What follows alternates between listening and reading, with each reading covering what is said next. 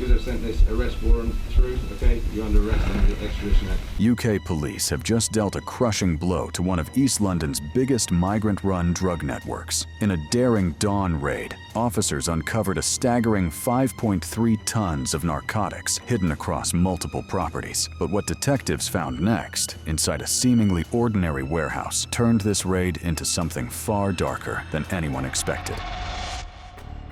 The East London raids. It all started on a cool June morning in 2025. The streets of East London are still wrapped in darkness, with only the occasional streetlight piercing through the early morning fog. Most residents are fast asleep, completely unaware that in just moments, one of the most significant operations against organized crime in recent British history is about to unfold right in their neighborhoods. This isn't your typical police operation. This is the culmination of months of painstaking intelligence gathering, international cooperation, and relentless detective work aimed at dismantling a sophisticated criminal network that has been exploiting some of the most vulnerable people in the world. What happened on June 25, 2025 would send shockwaves through the criminal underworld and serve as a reminder that law enforcement agencies are becoming increasingly sophisticated in their ability to track, monitor, and ultimately dismantle these shadow organizations. The National Crime Agency, working in perfect coordination with the Metropolitan Police and Home Office Immigration Enforcement, had identified their targets. They knew exactly where to strike, when to strike, and most importantly, how to strike with maximum effectiveness. Over 50 Metropolitan Police officers, supported by specialized teams from the National Crime Agency and Home Office Immigration Enforcement teams, simultaneously descended upon multiple locations across East London and Essex. The synchronized nature of these raids was absolutely critical. In operations like this, timing is everything. If word gets out even seconds before the raids commence, crucial evidence can be destroyed, suspects can flee, and months or even years of investigative work can be completely compromised in an instant. The targets that morning were carefully selected based on extensive surveillance and intelligence gathering that had been ongoing for months. Residential addresses in Edmonton, located in the Enfield borough, were among the first to be raided. Edmonton, a diverse area in North London, known for its tight-knit communities, suddenly found itself at the center of a major law enforcement operation. Officers moved swiftly and decisively, executing their warrants with precision. Then came Leighton in the Waltham Forest borough, another location that would prove crucial to understanding the full scope of this criminal network's operations within the London metropolitan area. But the raids didn't stop at residential locations. What made this operation particularly interesting, and what really showcases the sophistication of this criminal network, was the targeting of 5 cafes spread across Walthamstow, Chingford, and Dagenham. Now, you might be wondering, why cafes? Well, these weren't just ordinary neighborhood coffee shops serving lattes and pastries to morning commuters. These establishments were operating as so-called safe houses, legitimate-looking businesses that provided the perfect cover for coordinating illegal activities, laundering payments through seemingly normal cash transactions, and recruiting the drivers who would become essential cogs in this massive smuggling operation. Think about the genius, albeit criminal genius, of this setup for a moment. A cafe in East London generates cash flow naturally. Customers come in, they pay cash for their coffee, their breakfast, their lunch. This creates the perfect environment to mix legitimate earnings with dirty money from illegal operations. Financial investigators call this layering, and it's one of the oldest tricks in the money laundering playbook. These cafes became command centers where gang members could meet, plan operations, and coordinate logistics while appearing to anyone watching like they were just having a casual business meeting over coffee. The operation also extended beyond London's borders, reaching a site near Gatwick Airport on the Sussex border. This geographic spread tells us something crucial about how this network operated. They weren't just confined to one borough or one area. They had established a web of operations spanning multiple jurisdictions, which made them harder to track and harder to dismantle. Each location served a specific purpose in the overall criminal enterprise, from initial contact with migrants to final handoff points in the UK. Now, let's talk about what investigators actually found during these raids. While no migrants were discovered on site during the June 25th operations, suggesting the timing might have been between smuggling runs, officers seized absolutely crucial evidence that would ultimately seal the fate of this organization. We're talking about £15,000 in cash, which in itself might not sound like a massive amount, but when you consider this was just what was found in one sweep, it gives you a sense of the financial scale of these operations. More importantly, investigators recovered multiple burner phones, these disposable, untraceable devices that criminals use specifically to avoid detection. Each phone potentially contains a treasure trove of information about the network's operations, contacts, and methods. Heavy goods vehicle route maps were also discovered, showing the specific routes these smugglers were using to transport people from France into the UK. These weren't randomly chosen routes. They were carefully planned corridors that avoided high-security checkpoints and maximized the chances of successful crossing. But perhaps the most damning evidence came from the digital devices that yielded encrypted chats on Telegram and WhatsApp, detailing crossing schedules, payment arrangements, and coordination between different members of the organization. In today's digital age, criminals might think they're safe using encrypted messaging apps, but what they often don't realize is that encryption can be broken, and more importantly, the metadata, information about when messages were sent, to whom, and from where, can be just as revealing as the content itself. The 4 individuals arrested that morning represent what investigators believe to be the UK cell of a much larger Franco-Albanian network. Let's break down who these people are and what roles they allegedly played in this sophisticated criminal enterprise. A 31-year-old Albanian male, arrested in Edmonton in the Enfield area of North London, is suspected of being a mid-level organizer, someone who handled the social media advertising that lured desperate migrants into this dangerous scheme. When officers searched his phone, they found over 50 migrant payment receipts, each one representing a person who had paid thousands of pounds for the promise of safe passage to the UK. Another 29-year-old Albanian male, also arrested in Enfield, is believed to have been the logistics coordinator, the person responsible for liaising with heavy goods vehicle drivers and ensuring the physical movement of migrants. He was linked to the cafe in Chingford, and investigators found evidence of £10,000 in transfers to French contacts, suggesting he was a key financial link in the cross-channel operations. The third suspect, a 30-year-old Albanian male arrested near Gatwick Airport, was allegedly specialized in border handoffs. His travel history showed over 15 trips between France and the UK in 2025 alone, and the laptop seized from his possession contained what investigators are calling crossing manifests, detailed records of who was being smuggled, when, and by what route. Finally, a 33-year-old Moldovan female arrested in Leighton, East London, is suspected of being the financial handler, essentially a money mule who managed the cash flows through the network. She operated from the Walthamstow Cafe, and when officers raided the premises, they discovered £5,000 in cash hidden on site, along with ties to Eastern European banking apps commonly used to transfer money anonymously across borders. All 4 suspects were held initially for 24 to 48 hours under Schedule 7 of the Terrorism Act 2000, which has been adapted for use in serious immigration crime cases. They were then released on conditional bail, which as of November 2025 remains in effect. The conditions of their bail are stringent: curfews that restrict their movements during certain hours, mandatory surrender of all electronic devices so investigators can continue to examine digital evidence, and travel bans preventing them from leaving the country or even certain areas within the UK. This wasn't just about making arrests, though. The immediate aftermath of these raids sent ripples through the criminal community. Social media takedowns removed 12 accounts linked to this specific network, but this was part of a much larger effort. Between 2024 and 2025, the National Crime Agency has shut down over 8,000 smuggler profiles across various social media platforms, severely disrupting the ability of these criminal organizations to advertise their services and recruit new clients.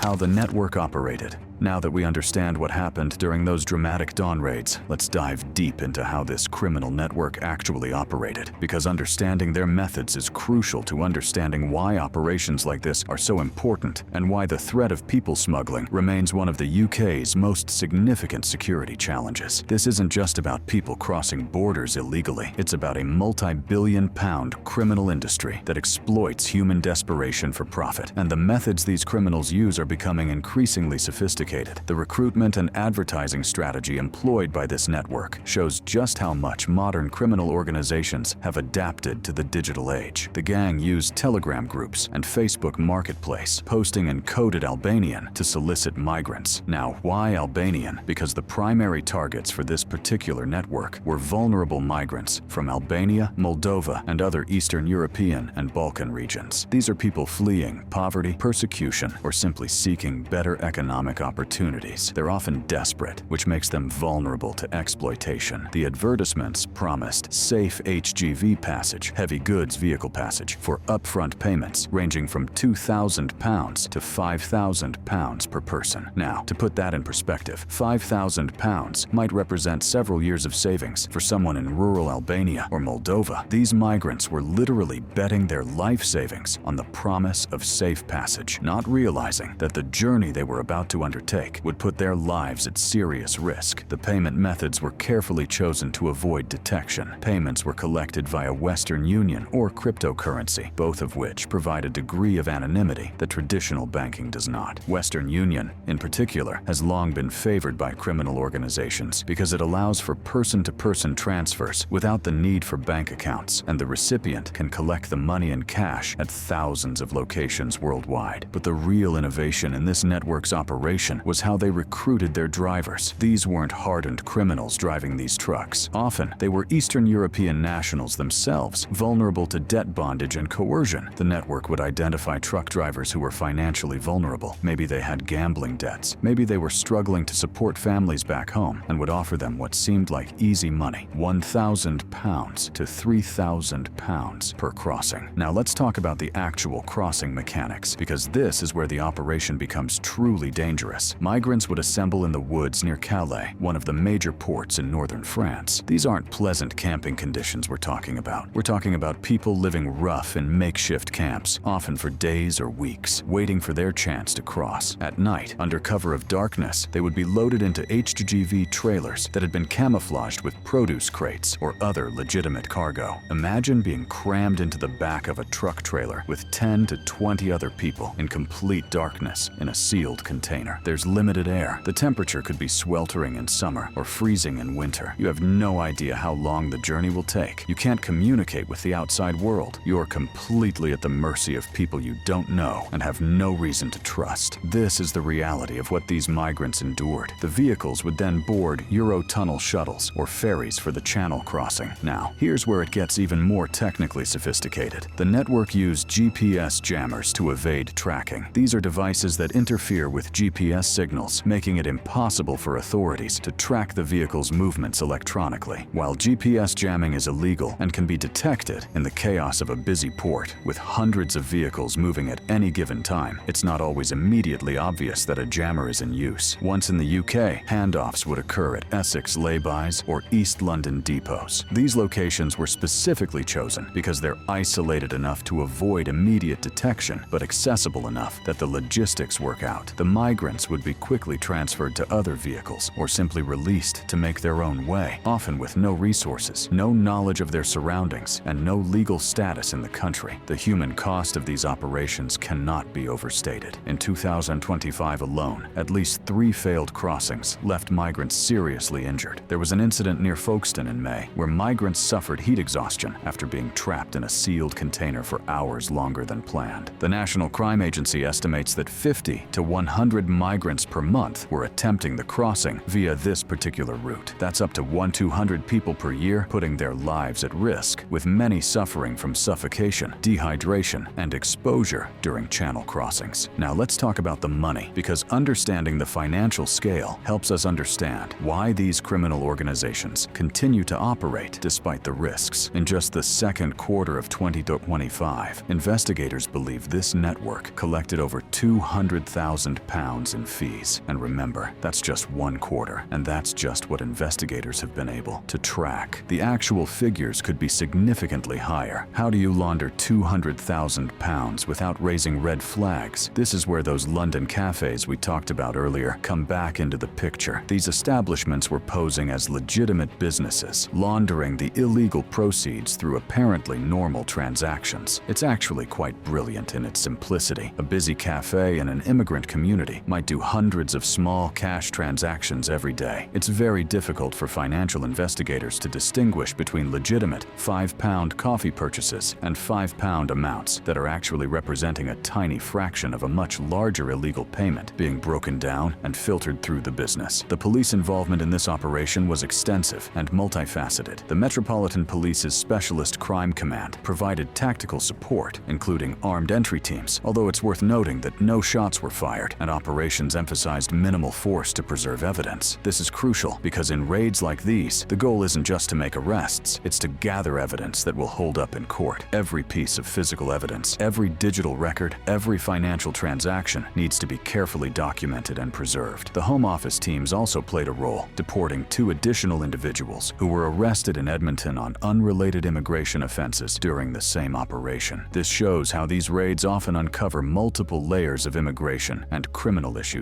simultaneously. But here's what's really important to understand. This operation didn't end on June 25, 2025. The investigation remains very much active. Since September 2025, there have been over 20 arrests in Kent alone of HGV drivers recruited by similar organized crime groups. There was a September 2025 arrest in Ashford, Kent, of a 41-year-old Iraqi facilitator suspected in connection with migrants being discovered near lorries on August 10th. The National Crime Agency issued public warnings on November 6, 2025, about gangs actively targeting drivers through online forums, offering them what seems like easy money, but actually drawing them into serious criminal activity. The warnings emphasize that drivers who participate in these schemes face prison sentences, the loss of their professional licenses, and potentially being barred from ever working in transport again. What makes this case particularly interesting from a law enforcement perspective is how it connects to broader patterns of criminal activity. Intelligence suggests this network has ties to a Romanian trucking firm that was investigated in a Franco-Romanian operation back in June 2025, which resulted in 11 arrests and evidence of over 300 migrants being smuggled over an extended period. There's also been a conviction in May 2025 of a lorry driver at Dover Port who was caught concealing a single Albanian migrant in a vegetable crate. While this might seem like a separate incident, forensic analysis provided leads that actually linked back to these East London organizers, showing how these networks are interconnected and how one arrest can lead to unraveling much larger operations. Drug connections and what it all means. Now, here's where this story takes an even darker turn, and where we need to talk about something that might surprise you: the connection between people smuggling networks and drug trafficking. Because these criminal organizations don't just specialize in one type of crime, they diversify their operations to maximize profits and minimize risks. And the infrastructure they build for people smuggling is often the same infrastructure used for moving drugs. Let me paint you a picture of the scale we're talking about. Between July and December 2025, there was a massive county lines crackdown across the UK, with London being a primary hub. County lines, for those who might not be familiar with the term, is a drug distribution model where urban gangs use dedicated mobile phone deal lines to supply Class A drugs, primarily heroin and crack cocaine, to rural and coastal areas. What makes this relevant to our people smuggling story is that many of the exploited runners in these drug operations are undocumented migrants or asylum seekers from countries like Albania, Afghanistan, and Sudan. The scale of the county lines crackdown is staggering. We're talking about over 1,800 arrests across the UK, with London alone accounting for approximately 700 arrests, including 301 arrests in just the July intensification week. Over 245 drug lines were shut down, and authorities seized over £2.4 million in cash and assets. But here's the really troubling part. Metropolitan Police intelligence indicates that between 20 and 30% of arrested juvenile drug runners had irregular migration status. Think about what that means. These are young people, often teenagers, who came to the UK seeking safety or opportunity, only to be exploited by criminal organizations that force them into drug dealing. They're vulnerable because they're undocumented. They have no legal protections. They can't go to authorities for help, and the gangs know this and exploit it ruthlessly. The connection becomes even clearer when we look at specific cases. cases. During the July 4th post-intensification week report, there was an arrest in Isle of Dogs, Tower Hamlets, of a male in his 20s. This individual, described as an undocumented Albanian dealer, was found with sports cars, expensive watches, and £5,000 in cash. More importantly, he was linked to migrant-run drug lines operating between London and Kent, the exact same routes and methods being used by people smuggling networks. The overlap isn't coincidental. Heavy goods vehicles traveling from France often dual-carry migrants and narcotics. There was a seizure at Dover in July 2025 of £4.5 million worth of ketamine, and investigators found evidence of migrant traces in the same vehicle. This tells us that criminal organizations are using the same trucks, the same routes, the same infrastructure to move both people and drugs, maximizing their profits from each crossing. Now, let's talk about some specific cases that really illustrate these connections. In October 2025, there was a massive pharmaceutical drug gang bust dubbed Empire of Pain, investigated by the City of London Police. This operation involved the importation and repackaging of over 1,000 pharmaceutical pills weighing approximately 730 kilograms, with an estimated value exceeding £1 million. The gang operated from storage units in Wembley, northwest London, repackaging drugs imported from India for distribution to the United States and Europe. 3 people were ultimately convicted. Salman Ansari and Waqas Salim both received 6-year prison sentences, while Juhi Ansari received a 2-year suspended sentence. The significance here is the scale, over 1 million pills, and the international nature of the operation, which mirrors the structure of people smuggling networks. Perhaps even more dramatic was the case of Curtis Hoyt, a 32-year-old drug dealer from Beckenham in South London. Hoyt was sentenced in April 2025 to 18 years in prison, added to a previous 10-year sentence, totaling 28 years for orchestrating the importation of an estimated half-ton of cocaine worth over £40 million.